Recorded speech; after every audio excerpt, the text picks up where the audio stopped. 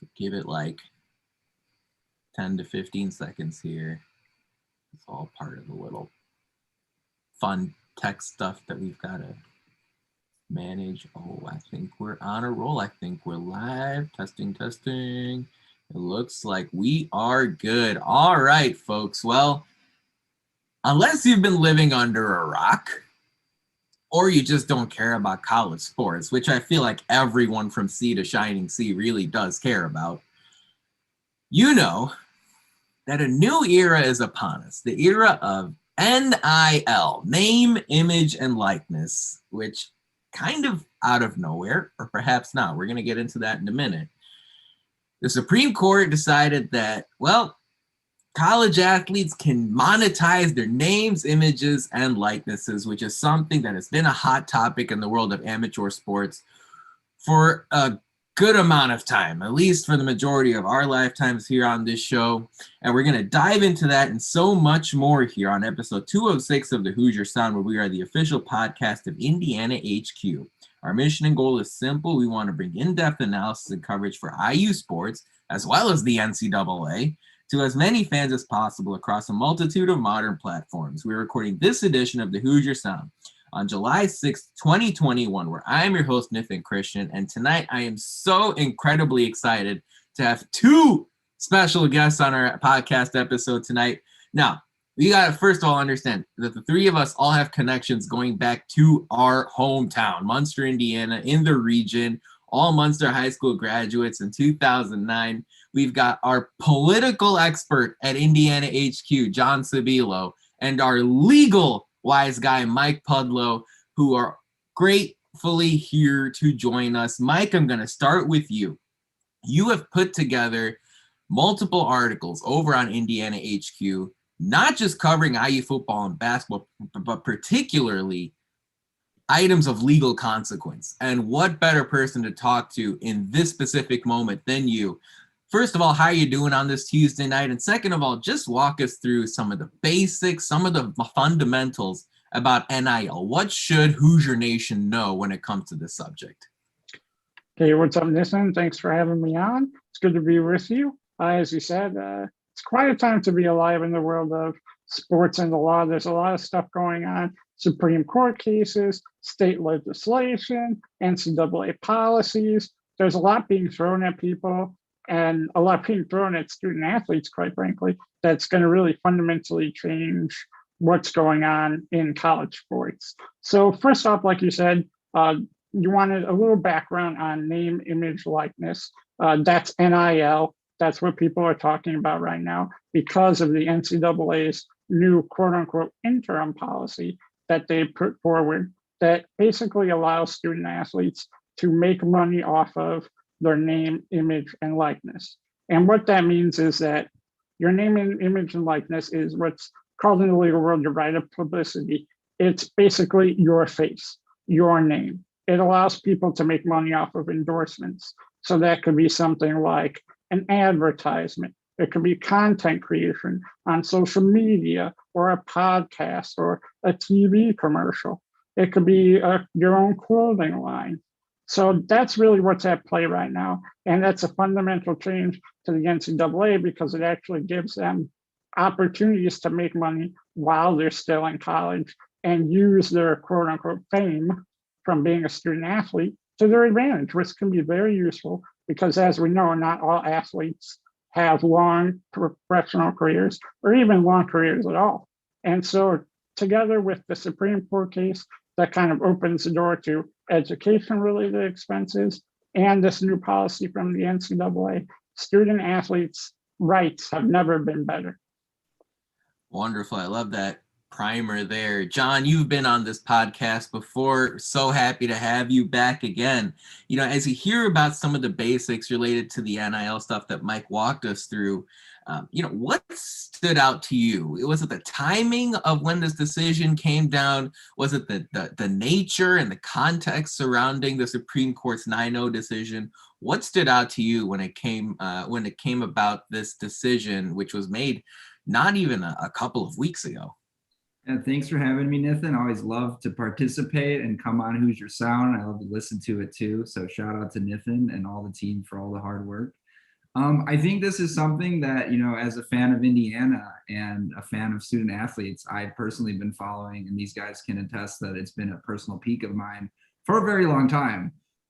That said, it had been rolling around in the courts for almost a decade now in different court cases. And I want to say, and Mike can correct me, there was an appeal to the Supreme Court a few years ago that was turned away or sent back to lower courts.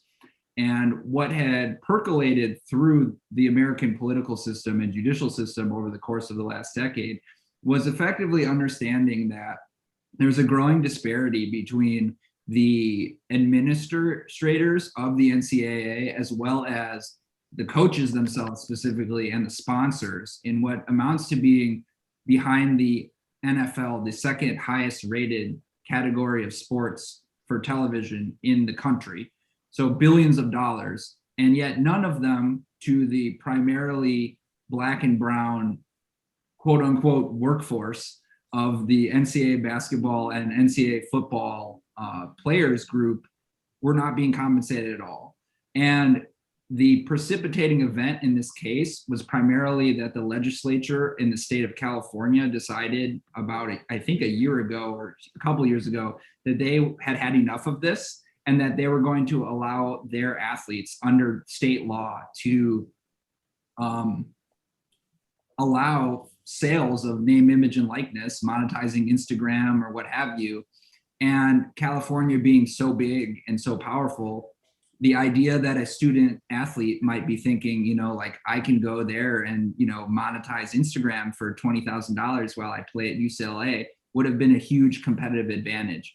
And I think in hindsight, it should have been a signal to someone like myself as an observer that the bill to allow this passed California legislatures either unanimously or almost unanimously. Once it got put to a vote, almost no one stood in front of it, right? And that should be a signal. I was personally a little bit skeptical when the Supreme Court took up the case. Generally speaking, the Supreme Court is a more conservative body in the government, not necessarily Republicans versus Democrats, but it just moves slower over the course of the country's history. Right. And so I wasn't sure what to think because I thought the facts of the case and the social movement in general was very much in favor of the athletes, but you never know with the Supreme Court. That said, once they got to oral arguments and you started listening to Mr. Roberts and Mr. Kavanaugh and Mr. Gorsuch actually talk and question the attorneys and litigants, it became very clear that regardless of what the vote was and what the ruling was, one side was not going to win. And then it turned out they did it. Well, and I just want to clarify too for the listeners, this was over the last basically 3-4 weeks. There's a victory on two fronts for student athletes. So there's two different avenues. There's a Supreme Court case which dealt with education-related expenses like free laptops, internships, tutoring, scientific equipment. And then there's another issue, which is the NCAA policy, which was also backed by some state legislation. That's name, image, and likeness. So again, those are two different things that all basically happened within 1 month that both by themselves are major victories and fundamentally change the college athletic world. Yeah, and that's what surprised me, right? It wasn't like, it wasn't like it was a specific NIL related case that was brought to the Supreme Court. It was almost this thing of, hey, if you run your own business or if you want to go after an internship and you're a college athlete, can someone at least have our backs? And, as you were talking about, John, I mean, this has been something that's been in the system for decades. And we've seen here and there some college athletes speak out about it. I remember Kane Coulter, a quarterback at Northwestern some 10 years ago, brought a megaphone to this issue. And just earlier in the spring, players like Geo Baker at Rutgers and Jordan Bohannon at Iowa threw out the hashtag out there that really caught fire on social media.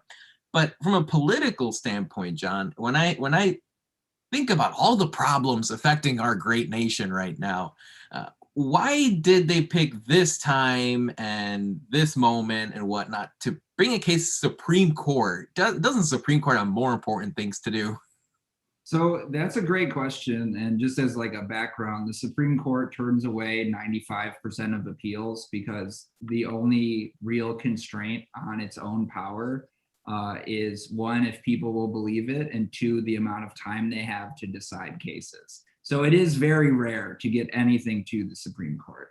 As sort of a political prognostication or like a supposition on the power struggle in society on behalf of and for these athletes, in pivoting or going off of what Mike was saying, the reason why the case for the Supreme Court is pivotal for some unrelated or semi-unrelated thing on name, image, and likeness is that historically speaking, if an entity like the NCAA thought that they were getting a rough treatment from, say, the California legislature, which is super majority of one party and may or may not represent most people, they could sue in court.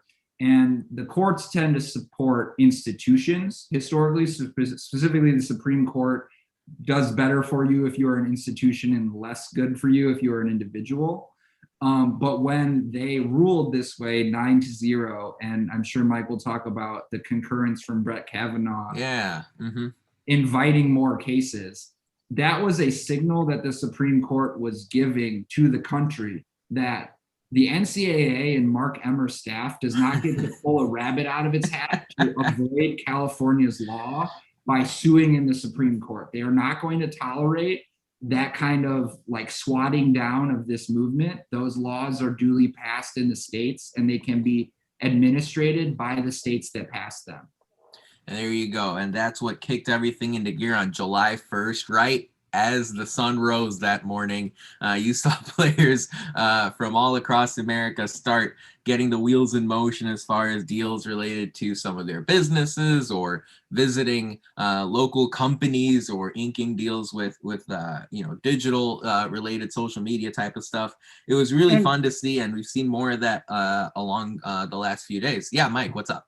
I just wanted to jump in one quick thing. You asked kind of more related to the Supreme Court case. Yeah. Why was this case, don't they have more important things to do? That's what I was thinking. Yeah. Well, here's the thing I just want to bring up as well is, yes, this is a sports law case. It's one of the few sports law cases that goes to the Supreme Court. But at the heart of the case, this was actually an antitrust law case.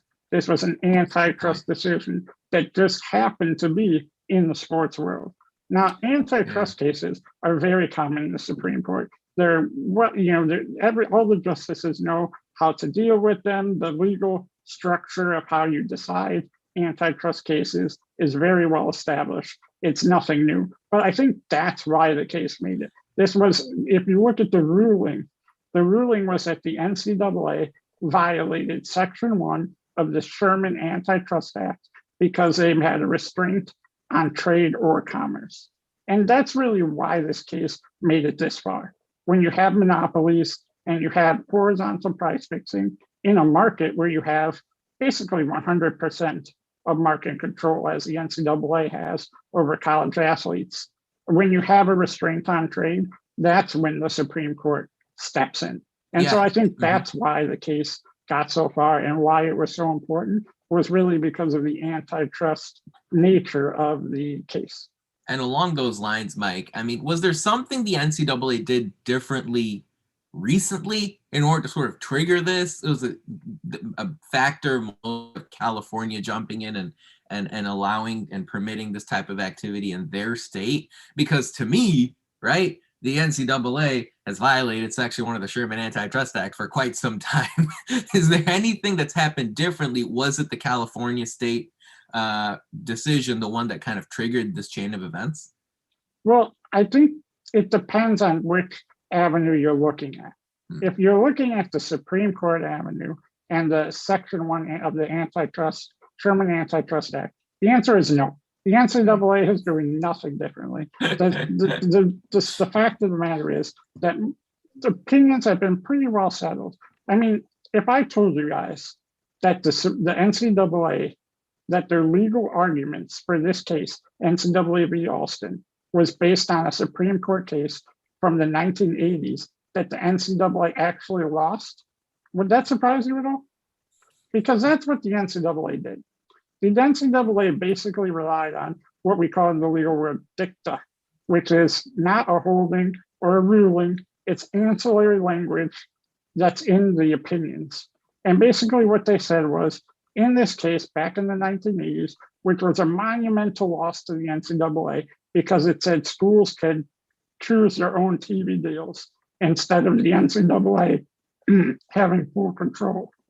The NCAA basically said, in that opinion, even though we lost, there's this one sentence that says, well, we only decided the facts in this case. And there may be some things that the NCAA says that aren't restraints on trade. And the NCAA, basically for decades after, has been gaslighting America, trying to tell them that what this opinion actually said was that the Supreme Court said, we're all good. We can restrain trade. And so basically, that was their entire argument. In fact, if you look at Neil Gorsuch's opinion, he says the NCAA admitted they are horizontally price fixing. They just said they should be exempt because they're not commercial enterprises, but they're institutions that exist for the societally important non-commercial objective of education. That's their whole opinion, basically. So again, this is decades in the making. The NCAA is still making the same argument. So in the Supreme Court case, no, nothing has changed. Okay. But if you're looking at the NIL rights, that's where public sentiment has really been in favor of student athletes. And that's where you have multiple states coming forward and proposing legislation that's putting pressure on the NCAA. Yeah. Then about a month ago, we had the hearings in Congress, which also further put pressure on the NCAA. And so in that respect, the times have forced the NCAA to react. And there you go. Not only, did the courts step in and react, just like you said, Mike, the decision was 9-0. I mean, there's not too much out there that it feels like our politicians or even our Supreme Court justices agree on unanimously. But that's what happened here in NCAA v. Alston. In a moment here, we're going to go through some examples of NIL deals that you've seen for IU athletes as well as NCAA athletes. But John, when I hear a 9-0 decision in this case, it was surprising enough that all of a sudden we had this entire new era kick off. Did it surprise you that it was a unanimous decision, or am I just, well, obviously I'm not an expert on this stuff. I mean, did it surprise you? Yeah, so 9-0. Again, I would say when they first took the case, I got a Wall Street Journal alert on my phone that, John Roberts' court is taking the case. And I wasn't sure because the facts are not good for the NCAA and the politics are not good for the NCAA. And the Supreme Court is responsive to politics in the country, not one for one, but they definitely feel public pressure and respond to it in kind. Once the arguments took place and you could hear like Clarence Thomas and Gorsuch happening, is like, I don't think the NCAA is going to win this, and we don't know how. 9-0 was surprising, but again, in hindsight, I think with what I mentioned earlier, where California, I think, was a unanimously passed law, it's really hard to argue. Neil Gorsuch is not particularly huge on strong enforcement of the antitrust law from the late 19th century, but this one is cut and dry. And to piggyback on what Mike was saying, in decades in the making, I think that society's values have changed in some degree, but it's also ostentatious to the point, if I may, of saying sort of disgusting, that as recently as I want to say 4 years ago, Dabo Swinney of Clemson said that it would break college football if we paid them anything. And he takes home $10 million per year to coach children at a game. And I'm sorry, no other industry on earth besides slavery do you have unpaid workers and multimillionaires on top. And the idea that Mark Emmer, who runs the NCAA, gets $4 million a year, and he's terrible at his job and he loses court cases all the time and they get sued for everything. But he gets an extension because everyone in this racket gets paid except for the people producing the billions of dollars of value. Just became too difficult for people to digest and say, like, okay, what is an appropriate wage for these people? What is the actual value is an open question. And I'm sure we're going to get into it. Mm-hmm. But was it surprising at 9-0? Sort of, because we're so used to the NCAA slapping down their athletes. I remember vividly from my childhood, like they went after Ohio State football players for getting tattoos for free. Yeah.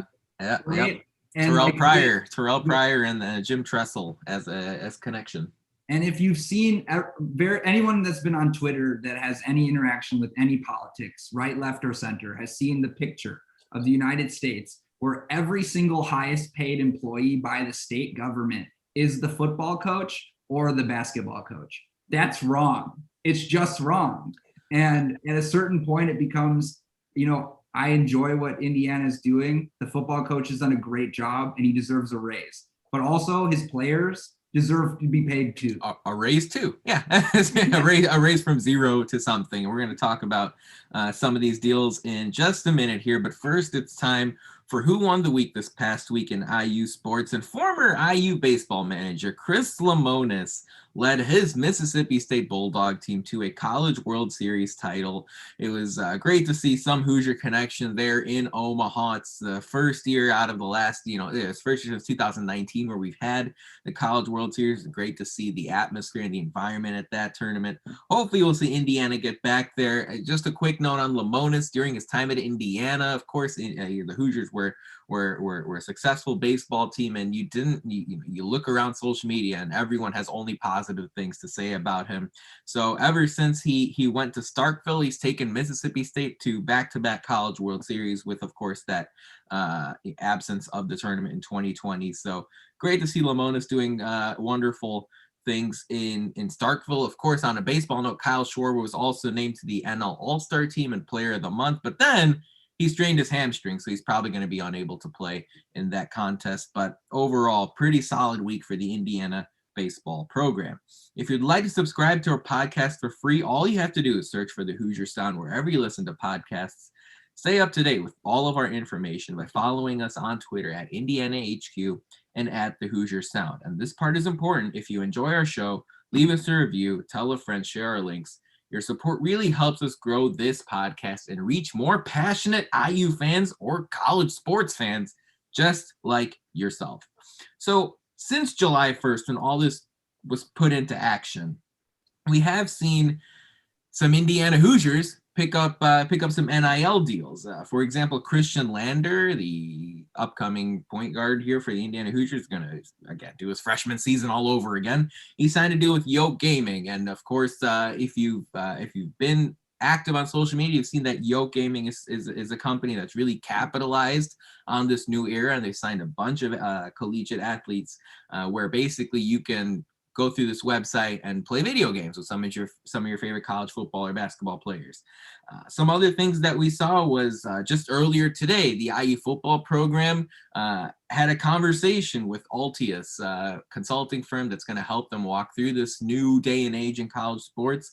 And the pictures were posted on the official IU football Twitter account where they had a chat with the CEO of Altius, who was walking them through the do's and don'ts of the NIL era. The school policy says basically at this point, our student athletes can do whatever they want here in Bloomington or, using their NIL. The only thing they can't do is promote illegal stuff, things like alcohol, tobacco. Obviously, you can understand why the school would be upset with that, but this also does prove that there is still some ground for the schools to lay down their own laws, and there is some freedom for flexibility there. Some other stuff that we've seen is Miller Kopp, the Northwestern transfer, is going to play for Mike Woodson coming up here. He's going to throw out his own vlog, VLOG, a video vlog, where he gives behind-the-scenes access to his basketball program. But it was nice to see Xavier Johnson, the transfer who's coming in from Pitt, say, hey, look, the NIL era is great, but he sent out a tweet saying, hey, let's tap the brakes and make sure we keep an eye on the goal division at hand.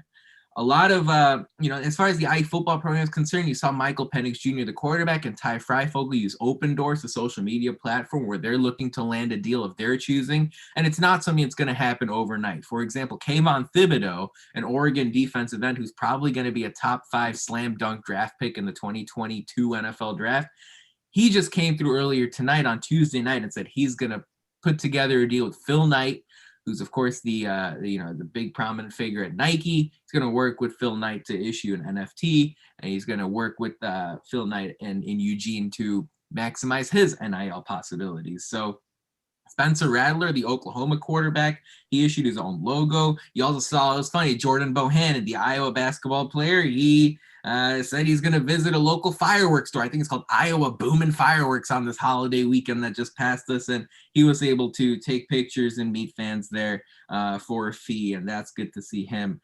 capitalizing on this overall. So, Mike, as you see all these different rules and when you see all these different deals take place, I mean, you don't disagree with this, right? It's high time that this happened. The NIL, it's high time it happened. It's a good thing for college sports, and it's really good to see players take advantage of this, even if it's only been 5 days. Absolutely. I couldn't agree more. It's definitely time. This is something that should have been around for a long time, frankly. Athletes should have always been able to capitalize off of their name, image, and likeness. And obviously, there's a legal kind of argument for this that we haven't really seen, luckily, because of the state legislation and the NCAA finally acting on it. But it's also just a pride thing. The fact that an athlete gets to own their name, they can do what they want with their name, their image, and make money off of it. And that's something that could be really important for athletes, because as we know, sometimes their years in college are some of the most popular in terms of their fame and what they can do to make a career, because not everyone goes pro. And so the opportunity for some athletes to make money could be really important. For example, the Temple actually came out with a study that said that men's football and basketball players could make $5,000 per year with just 10,000 followers on social media. That's what they're estimating, $5,000 per year for just 10,000. And that's just from your social media. That doesn't include your, signing up to do appearances at a fireworks store or doing commercials or having the local deli name a sandwich after you. There's a lot of other ways you can make money, but that could be really important. And just to compare or provide an example of this, VJ Blackman from IU, he played in a handful of games, at best. He had about 9,000 followers on social media when he left IU. So you think that a player that appeared in a handful of games, that played, no more than 1 or 2 minutes per game for Indiana University, could have made maybe $5,000 per year just from his Instagram? I mean, that's no little chunk of money. And if you look at all the other athletes from men's sports, women's sports, big schools, small schools, there's a lot of money to be made, and that's a good thing. And just to throw out a couple other, I thought it was kind of interesting. A lot of the companies that are paying certain athletes. The list is incredible. Because, what were some of your favorites? Everyone talks about like these big, companies, Apple, Gatorade, all this stuff. But there's some really interesting brands that are dishing out money, like, as you mentioned, Boomin' Fireworks. Right. Yeah. There's one, the Miami quarterback, De'Ara King, signed with College Hunks Moving Drunk, a moving company. There's PST Underwear, GoPuff, Milo Sweet Tea for Auburn quarterback Bo Nix. So, I mean, there's a lot of wide-ranging different companies that are getting involved, and that's pretty cool to see.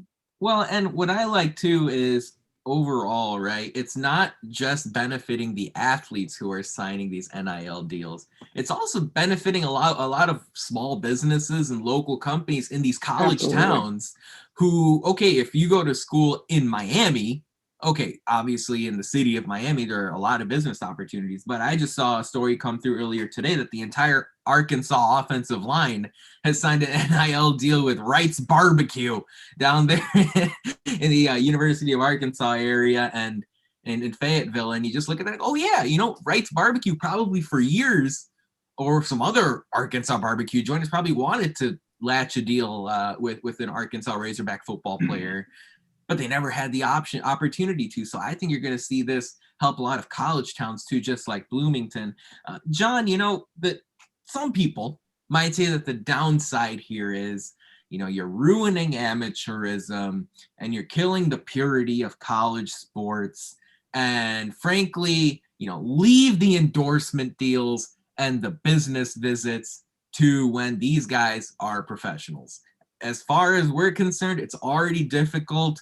It seems like the same 4 teams make the college football playoff every year, the same 5 or 6 teams win the college basketball tournament every year. This is only going to make the playing field less level. Do you agree with that sentiment? I mean, is there any kind of downside to this NIL legislation getting pushed through? Well, I think on a competitive balance standpoint, we don't know yet. There could be concentration issues, but I would say that there's always concentration issues if you're familiar with the, college football bowls and how Ohio State is always in there. What I would say to the doubters is very simply, if you want to take the business out of college sports, take the business out of college sports. Dabo Swinney should not make $10 million, or if he should, someone else should also get paid underneath him to produce the value that comes from that. Like, it's really, you can't have one without the other. If you want exactly January 1, and I know this is really important to a lot of people, that, New Year's Day, you flip on the TV and watch 10 hours of awesome football from all the different schools. If that's important to you and you're creating value for advertisers by watching that, how is it okay that it's going to Mark Emmer and not the people that are playing on the field? Emmer, right? And the coaches and the executives and all their nice vacation homes out there on the West Coast, right? It's completely ludicrous. And it's not defensible, which is why it's horizontal price fixing at its core. And I have a story for this, for the amateurism complaint, right? One of the original Big Ten schools was University of Chicago, where I live, a couple miles from my house. And they were really good. They won 2 national titles in football in the 1930s. At one point in the 40s, their president got so angry that people cared about the football team and not the world-class academic organization that he quit the Big Ten, and they play D3 now because amateurism to him meant schools are number 1. And I don't endorse that necessarily, but if you want to go down the argument about amateurism, University of Chicago has the Maroons. They play Division III, and nobody pays for it. I've gone to their games, right? And if you want the structure that's in place, particularly for basketball, men's basketball and football, but also other sports as well, women's soccer, track across the board, what have you, baseball, softball, these people are creating value. And if I could talk for a second about the geographic diversity, one of the things that people that really love college sports say is listen, it's not just Chicago and New York and LA all the time. It's Fayetteville, it's Tuscaloosa, it's Bloomington and West Lafayette and Columbus and everywhere across the country. You're not tied to these giant megalopolises. Okay, why don't we facilitate small businesses getting their chance in the sun? Why don't we facilitate regional stars to be stars in their region? It's the whole premise is that, and this is the best example I can give. For a very long time, Michael Jordan had a problem that the video games would try to use his image without paying him extra. Right. The NCAA was selling the players, Trevor Lawrence and all the rest of them, to EA Sports. That did not belong to them. And somehow it never got funneled down to the people. Here, I'm going to take a picture of Nithin's face and sell it, but I'm never going to give Nithin any of it. If Nithin's face was an image that I drew or he drew, he could sue me for trademark in the federal courts. And up until this case and these laws, the athletes had no recourse to say the NCAA is selling something that belongs to me, my face. Yeah. Yeah. Yeah, and if I could that's- just that's interject, crazy. Yeah, go for it. Go for it. I man. mean, first off, I agree with everything John Mhm. said. I think it is overwhelmingly positive and it's a great thing. But I would say if there is any negative drawbacks or anything, it's that, like, as an attorney, I would always advise student athletes, make sure you understand the policies. Make sure you understand what your school allows. For example, BYU, they don't allow any endorsements of coffee because that's against the Mormon Right. principles of the university. So make sure you understand that. And also make sure you understand, if there are any reporting regulations, like if you have to report it to your school, because that's always important. And the other thing is make sure you pay your taxes. Yeah. Like if you're going to make money on these, different platforms, we all know that, when you're 18 years old, financial literacy isn't always the best. So make sure you do your best to understand the tax policies, understand what the school's doing, and hire someone. Hire a brand manager, hire an attorney like me, hire someone that represents and makes these deals. If you look on the internet, you'll see people posting on Instagram, my DMs are open, send me a deal. Mhm. That's like, sure, it's great that if you want to do it on your own, but make sure that you're getting a good deal.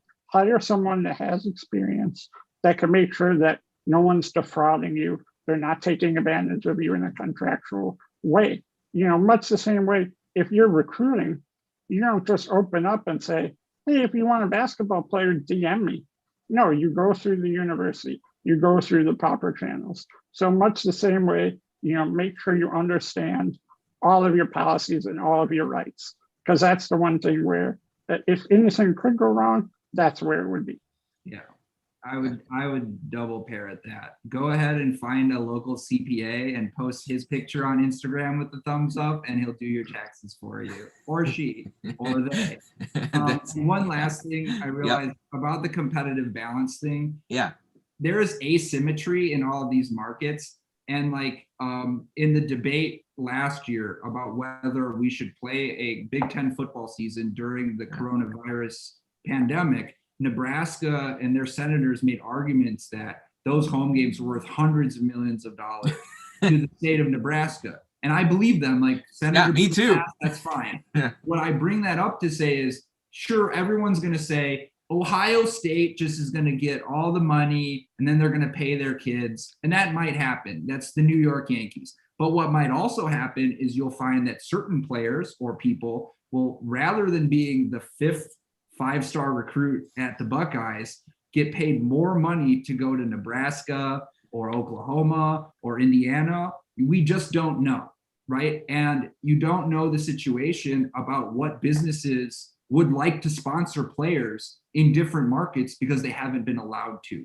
And if you just think about TV ratings, you're playing in the sandbox that the NCAA has already created. And now there's an open door across all different types of participants and monetization strategies that will facilitate clever and innovative people doing their thing.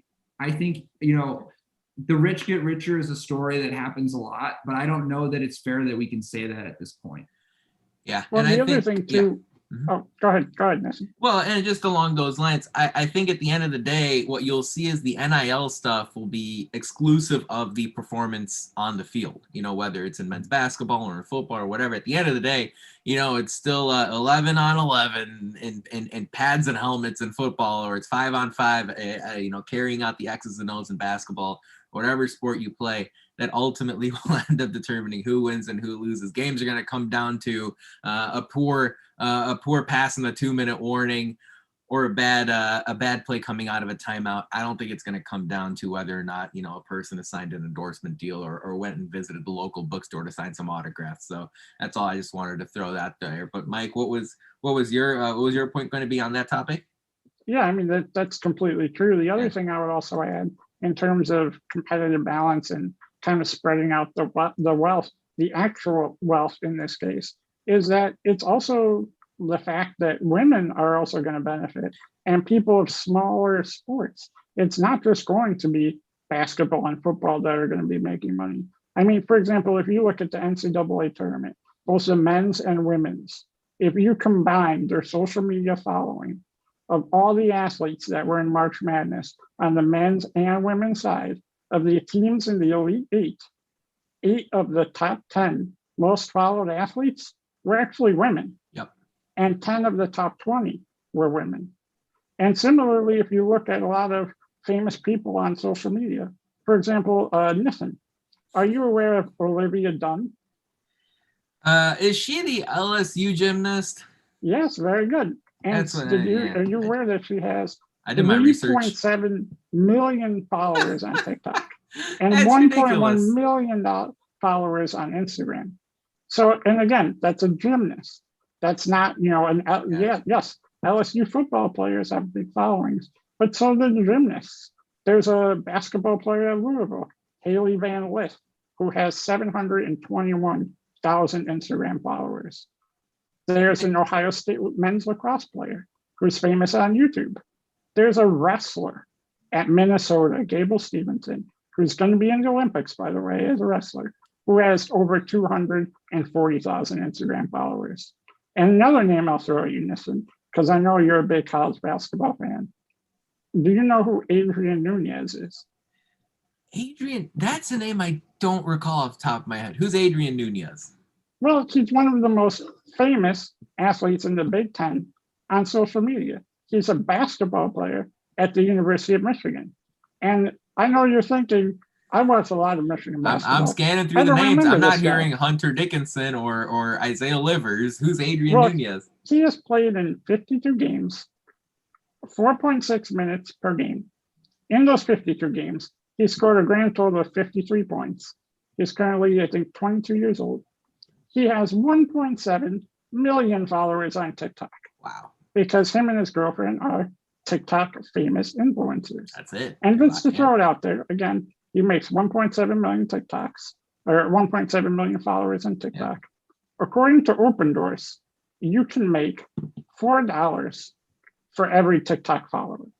Wow. So that just gives you an example of some potential earning potential that's not just the famous players at Michigan, but guys that ride the bench, not just basketball and football on the male side, but women athletes as well, and athletes of sports like wrestling and lacrosse.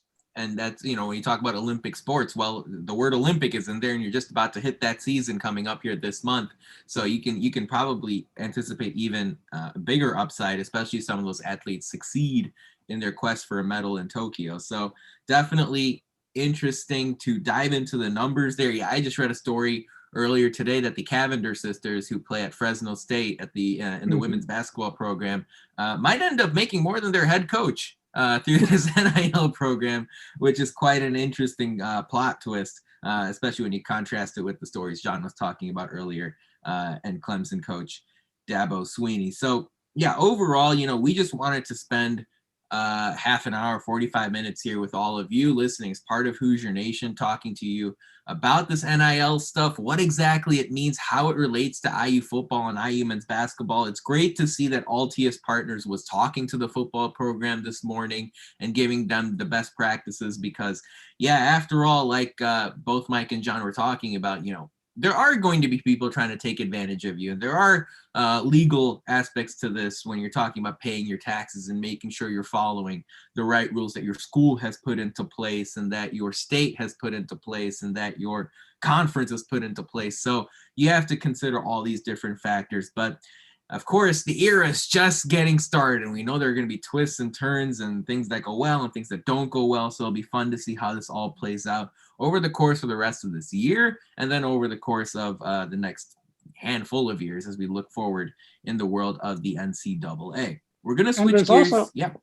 Oh, no, I was just going to say, just very quickly, a couple parting shots here. There's also a lot of things that are kind of unanswered on this topic.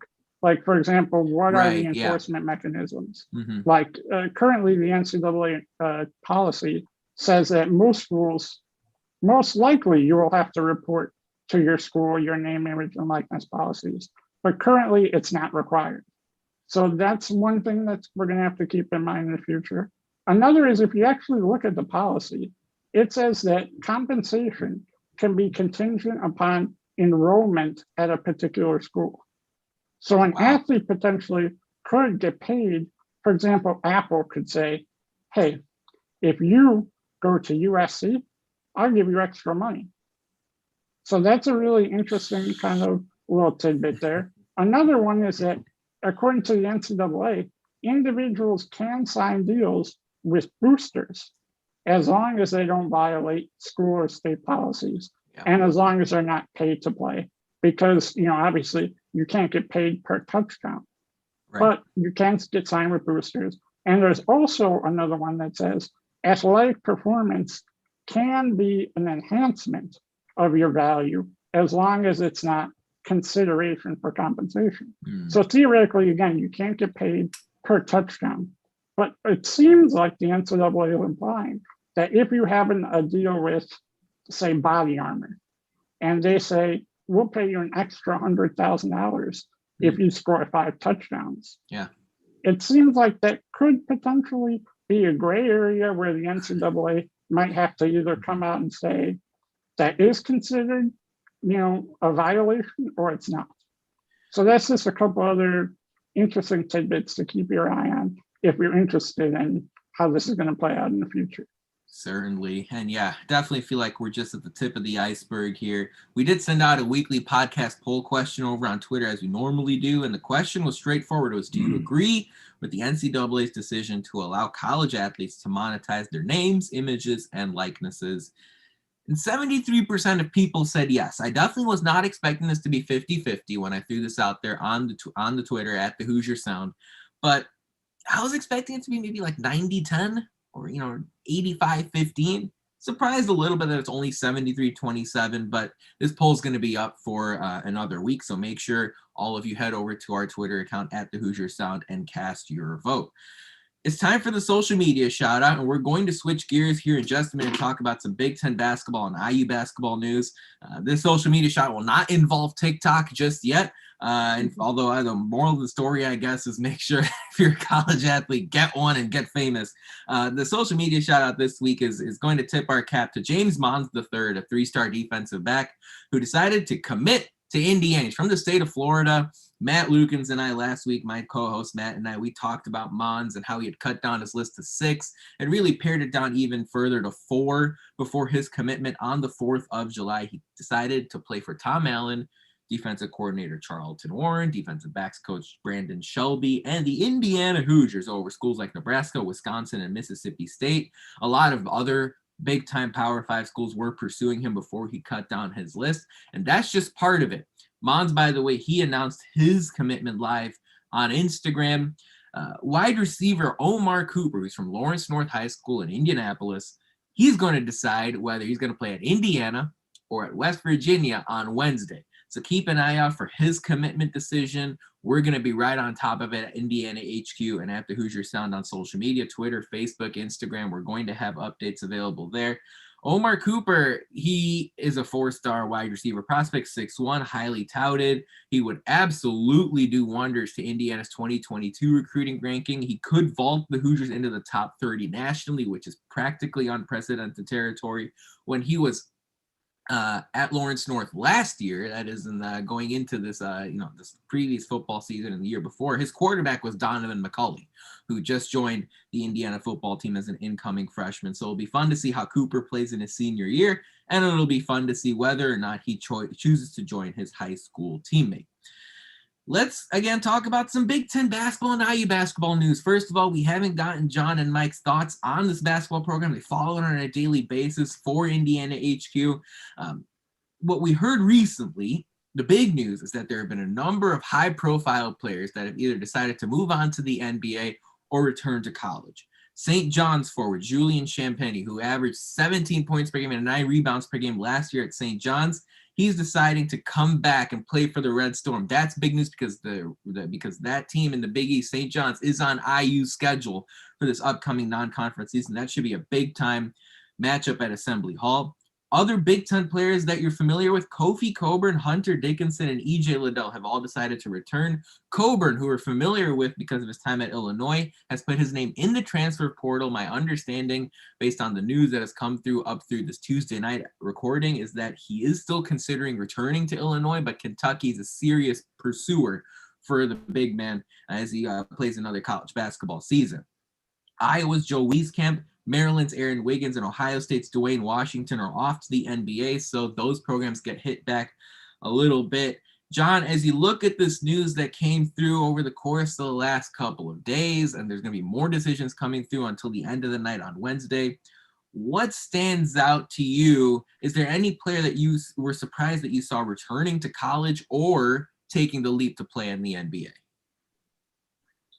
I don't think so. I mean, when you're on the fringes, that tends to be second rounder guys. And really, I think the feeling out period, the NBA combine, and the sort of informal pro days yield a lot of under the table agent talk, or at least, sort of, do you like me? I like you from the teams. And if teams players start getting the sense that they would get drafted, the minimum salary in the NBA is $900,000. So it's a good deal even to play a couple of seasons. You can play overseas and do other things as well. I do think it'll be interesting to see how this impacts name, image, and likeness impact these decisions going forward, because there will be a number of players that are going to be more famous and more popular in college that their games don't translate for whatever reason into the pros, which is a very different strata of game.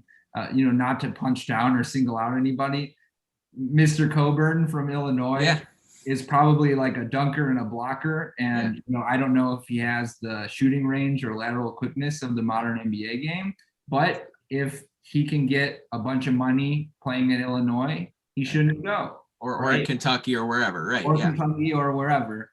I'm feeling good about the overall news flow for IU's perspective, because we have a pretty, the recruiting was okay, transfers okay, and the team is pretty much still together. And I'm a big believer in Mike Woodson as a potential building block for the program. Yeah, and along those lines, John, even though Trayce Jackson-Davis didn't put his name into the NBA draft consideration this year, I know you're a big follower of the NBA, and you've watched Trayce Jackson-Davis a number of times here playing for Indiana. What sort of things are you looking out for him to do this upcoming season to improve his appeal for pro scouts and for pro coaching stats? I mean, he's got a couple things going for him, and he's got a couple things that needs to work on in terms of getting to that upper echelon, turning his college performance into, say, first-round status. Being tall, big, and athletic, and playing somewhere between the 3 and the 4 is like the best you can do in the NBA is be a big wing.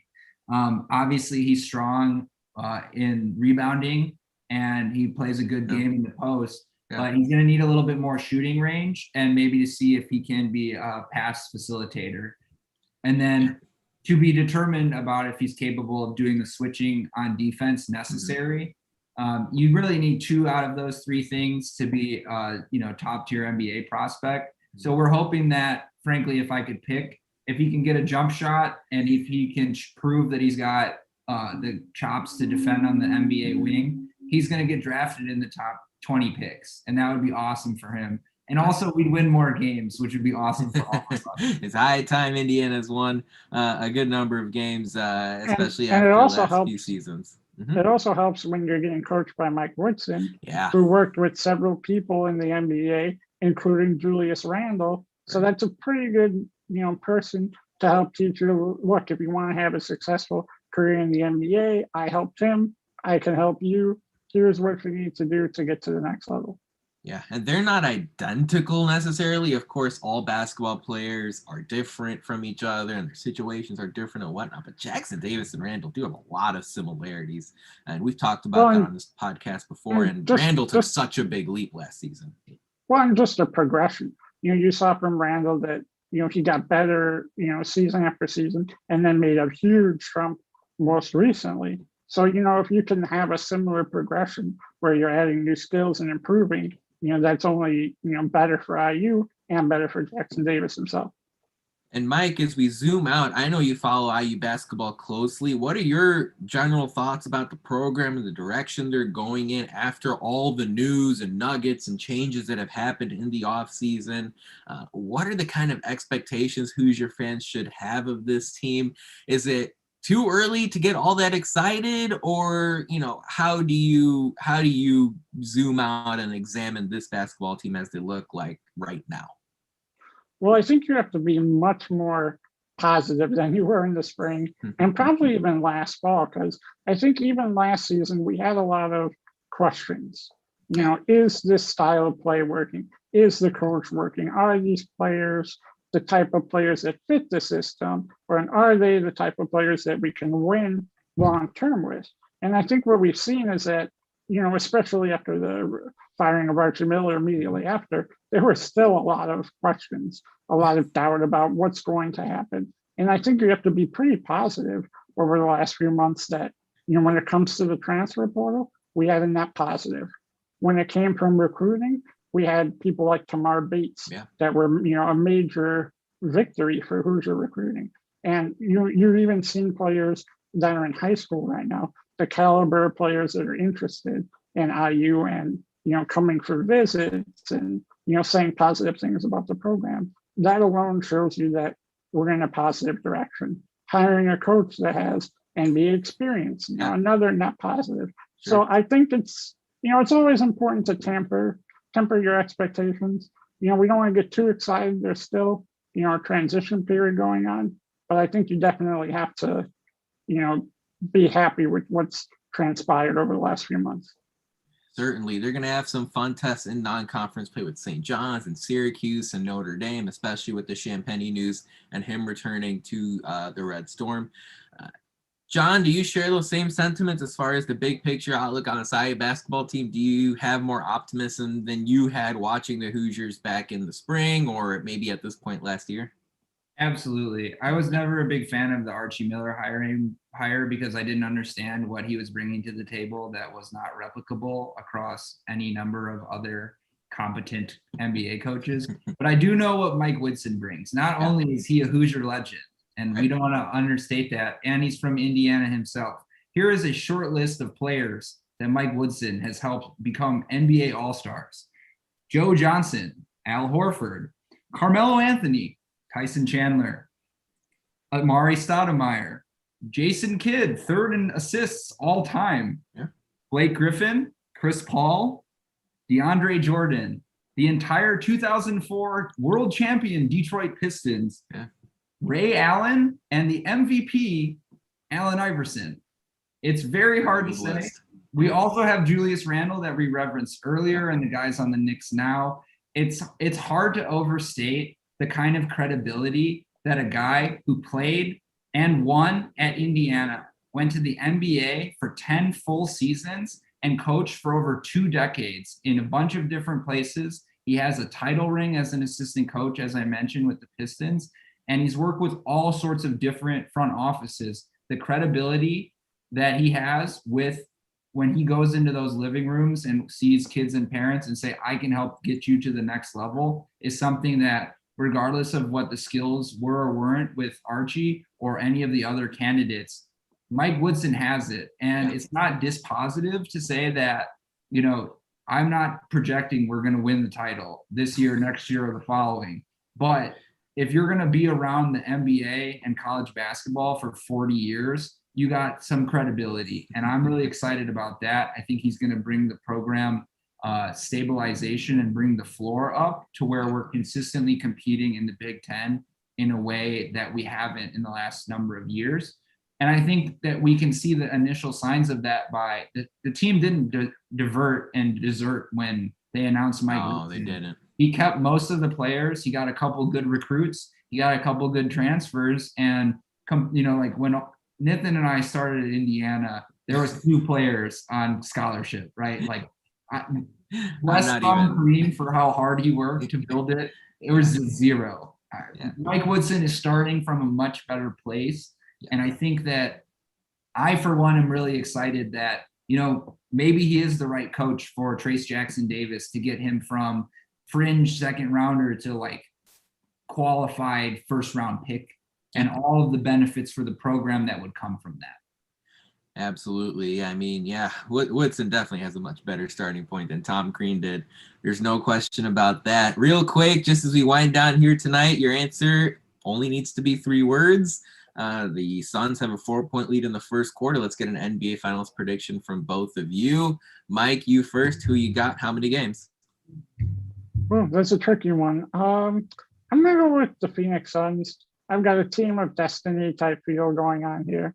Devin Booker, the Chris Paul show, anointing himself, finding the way to the championship. But I think it's going to be a really tight one. I think, if depending on, I know Giannis is playing, but depending on exactly how healthy he is, Milwaukee probably should maybe win the series or at least make it very competitive. So I'm going to go Phoenix in 6, but I think it's going to be a barn burner. John, how about you? Who you got? How many games? And this is going to look bad in like 3 days, but I'm going to go with the internet. Suns in 4, baby. You got it. It's only one of us had to do that. I'll take the Bucks in 7. Yeah. Ooh, And spicy. speaking of, Giannis is playing. I wasn't expecting him to play. He's playing. Let's go. And then Bucks in 7. and speaking of name, image, and likeness rights, that's a guy that's had a monumental week in NIL rights or monumental month. The Suns in 4 guy. He's making a lot of money off of his, few second video, and congrats to him. And hopefully we'll get more people like that are, capitalizing off their name, image, and likeness. Capitalizing on beating up a fan in the stands. Yeah, real great Protecting direction. himself. Yeah, okay. Protecting Self-defense. Right. Yeah, sure. That about wraps it up for our 206th show of the Hoosier Sound. Thank you so much for joining us. We really appreciate your support. To hear more fantastic episodes like the one you heard today, be sure to follow us at Indiana HQ and at the Hoosier Sound to make sure you don't miss any in the future. You can also go to our website, indianahq.com, to find it all in one place. But as always, thank you